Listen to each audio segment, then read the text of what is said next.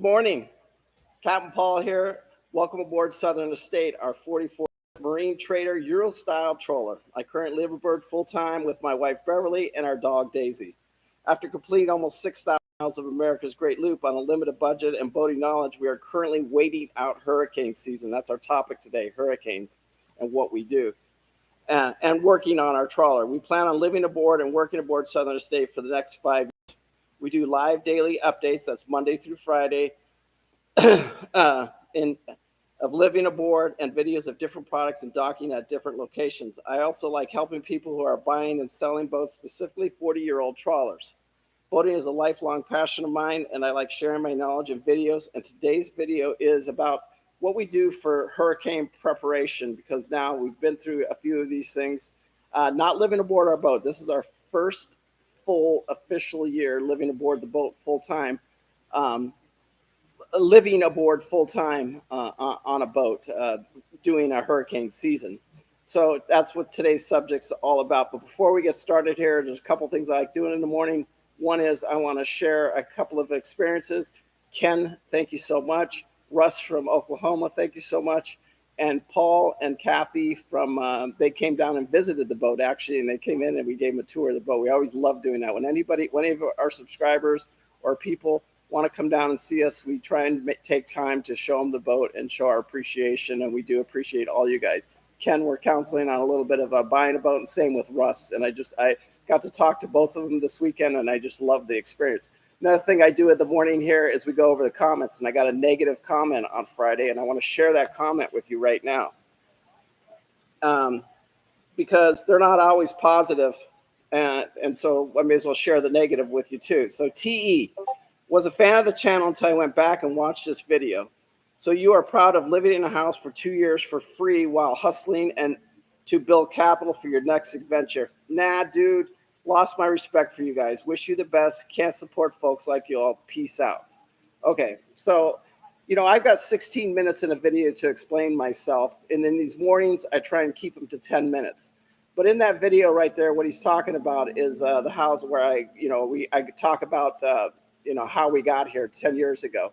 So we did buy a house. I lost over $70,000 on that deal personally, and it was a bad time in America. It just was. Everybody else was knocking the toilets out of their house, shoving concrete down the drains and stuff like that. You know what I did? I didn't even live in the house. If the truth was told, I didn't even live in the house. We just used it as a mailing address. But I also paid the utilities on that house. And I also kept up. I paid all of the landscaping while I was gone. And my neighbor would just come over and grab the mail. Every single one of us on that block, not just me. And this is my next door neighbor right next to me was the vice president. It was his wife, was the vice president of at Nevada Power. So she had a good job. They lost that house also. So, it was a bad time. I don't have any regrets, using it the way I did and then doing what I did for them afterwards. Because when they got that house back, it was pretty much turnkey, ready to go back on the market, which it did exactly what I said it was going to do when I bought the house, went right back on the market. And we tried to buy the house back, not us personally, but some family and friends tried to buy the house back at the auction. That never happened. So it was a big sham. And the whole thing was it really was a sham to America. And those that got stuck in it like I did, God bless you, man. It was a rough time. And we're going through it again. But now they don't want to reset our housing. They want to reset our cash. So we'll see what happens with all that. Anyway, done with it. I'm over it. Thanks, TE. I appreciate it. Love the comments. Keep the comments coming. And then, so that we said thanks to Ken. So now let's talk about hurricane season and the preparation. Because now I've lived in Alabama in the 2000 crisis, and I joked with Bev a little bit. I says, once we move back to Alabama from Vegas, we were living in Vegas at the time, we're going back to Alabama. I joked with her. I says, it'll be the worst hurricane season ever recorded in history. And sure enough, it was. We just got plummeted. Oh, it was just miserable. We had Ivan was my first big hurricane that I lived through. And, it was 6 weeks on the generator, finding fuel. It was just miserable.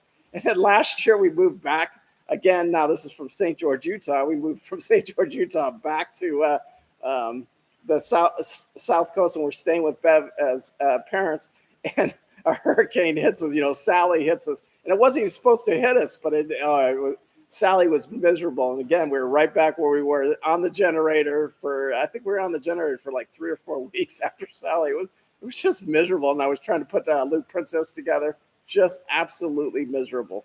So what's our hurricane plan that since we live aboard our boat here full time while doing America's Great Loop? So here's my thought and my philosophy on it.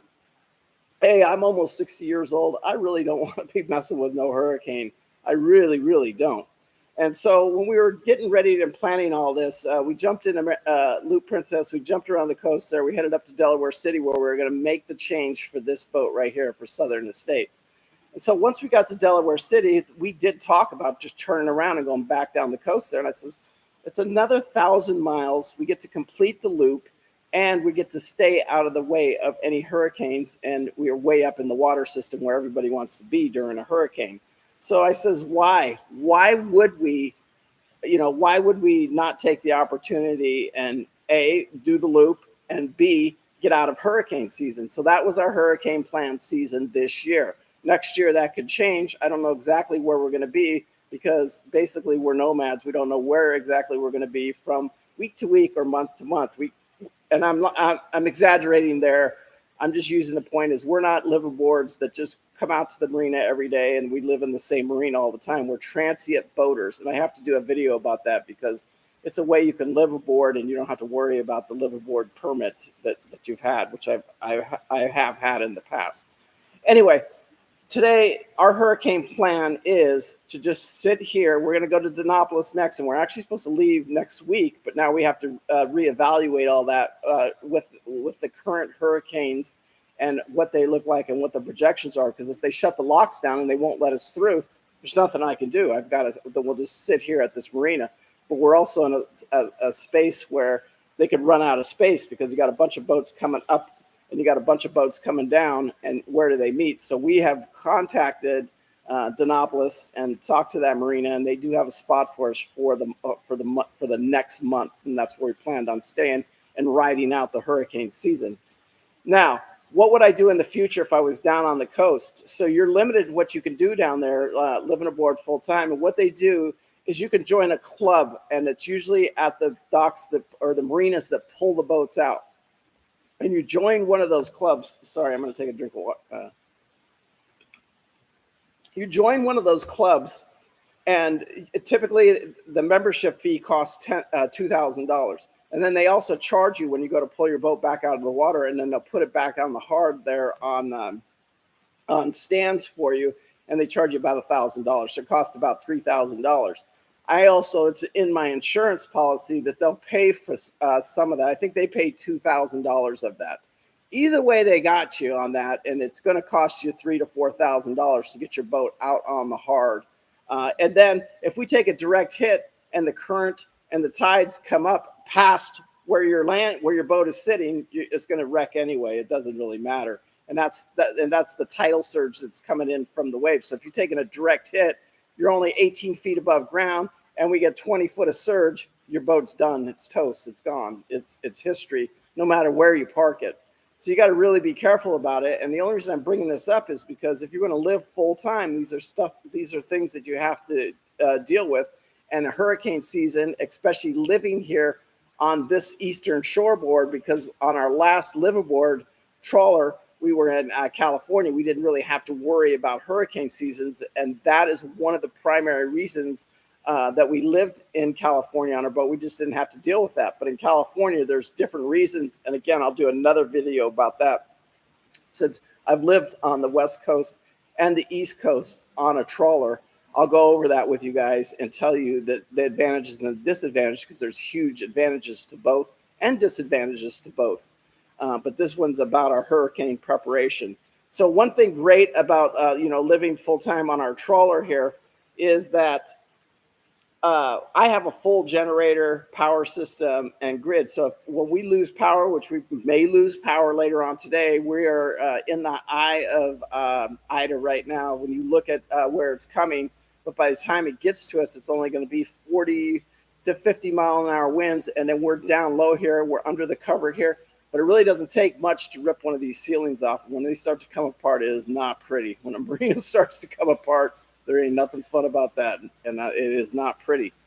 So anyway, this is just my morning video. We talked for about 10 minutes. We got the deck cleaned up this weekend.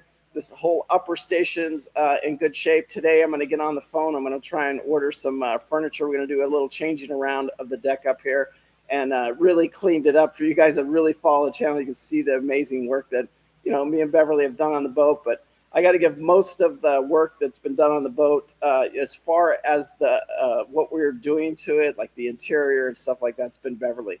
I try and keep these videos down to 10 minutes. I appreciate you guys so much. Peace out. Love. And make sure you hit that like and subscribe button if you haven't already subscribed to the channel. Share it with your friends.